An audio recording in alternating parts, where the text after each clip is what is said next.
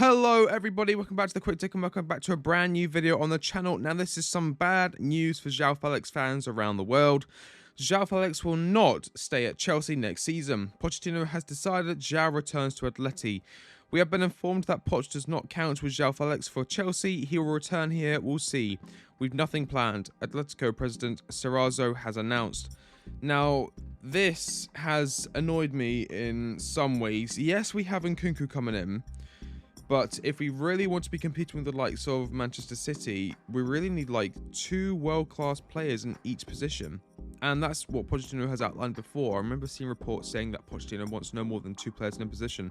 Well, that kind of second striker, that kind of central attacking midfielder position in that 4-2-3-1, to me, that was Nkunku and Joao Felix. And Bowley wanted to continue with Joao Felix as well. Which also raises the important question. As Todd Bowley stepping back, is he allowing his will and his wants for a football side to be somewhat overturned by the manager he's just brought in, Mauricio Pochettino? Pochettino has overruled Bowley in a sense by doing this, because Bowley wanted him in the team next season 100%. And so did we.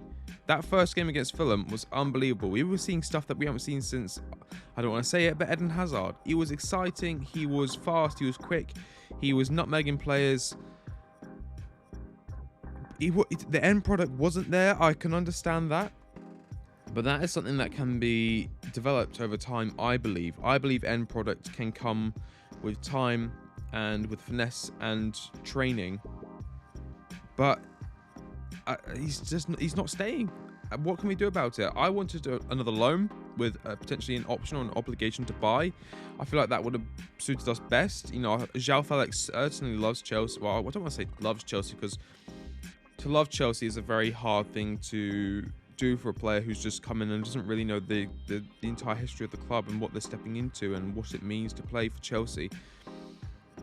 But he certainly gave it his all, and he certainly understood the love the fans gave him. And you know, he obviously enjoyed training, and he got on well with the lads. You saw the video of EA Sports. You know, that's a classic, and that will forever be a classic. And this will be remembered as a time that.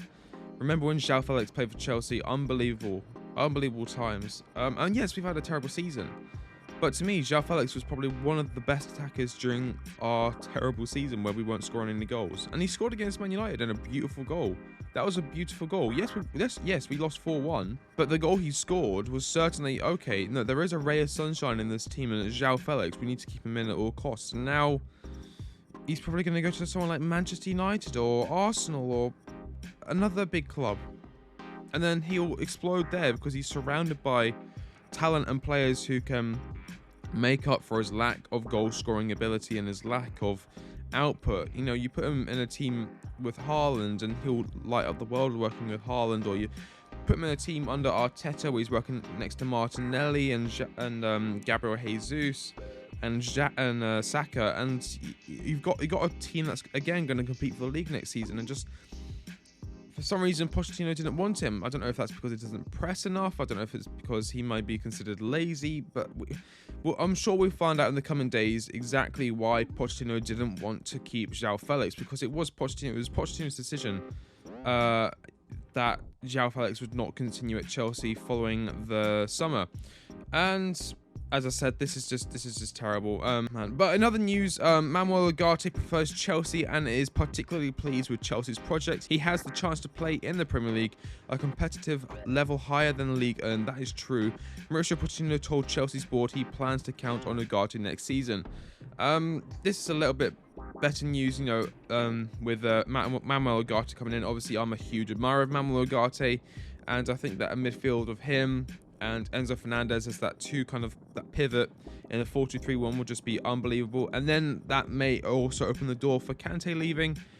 And then that leaves us going after a certain Brighton midfielder who is expected to leave Brighton in the summer via Fabrizio Romano, following Alexis McAllister's untimely leave from Brighton. His name is Moises Caicedo. He is an unbelievable midfielder, although some may question the price tag. But it's a seller's market, and prices for players like Moises Caicedo and Joao Felix are always going to be very high, but I can see him coming in.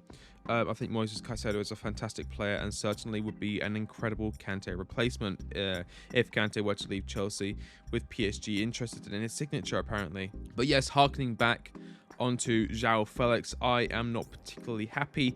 I'm not going to say Bowley out, I'm not going to say Pochettino out. You know, at the end of the day, if it's what Pochettino believes is best for the club, and Pochettino has coached at the highest level for many seasons now, then I'm going to trust Pochettino, the man who's been there himself, with this more than myself or a few people on Twitter as to what they believe. But in my opinion, I feel like we were probably going to be in a better position if we had, kept Joao Felix on for next season, give him a preseason, put him alongside a striker like a Harry Kane or a Victor Osimhen, or even a Dusan Vlahovic, who I made a video about the other day, or even a Rasmus Højlund, who I made a video about a few weeks ago that's done really well. And thank you all so much for watching my recent videos. It's unbelievable the support I've been getting, unbelievable stuff. Thank you guys. We're on our way to 10,000 subscribers, which I never thought would happen, but unbelievable. But back to Joao Felix, he was a fan favorite. It was a fan favorite, and it would be really painful to see him perform at the level what was expected of him at a Man United or at an Arsenal. It feels to me like the one that got away, and that's what I'm going to end on. It feels like Joao Felix is the one that got away. We had him, and then we didn't. Thank you all so much for watching. If you like the video, please obviously like the video. If you're new to the channel, please subscribe. We are closing in on 9,000 subscribers. Unbelievable stuff. And I hope to see you all soon. I've been the Quick Take, and I'll catch you in the next one. See you later.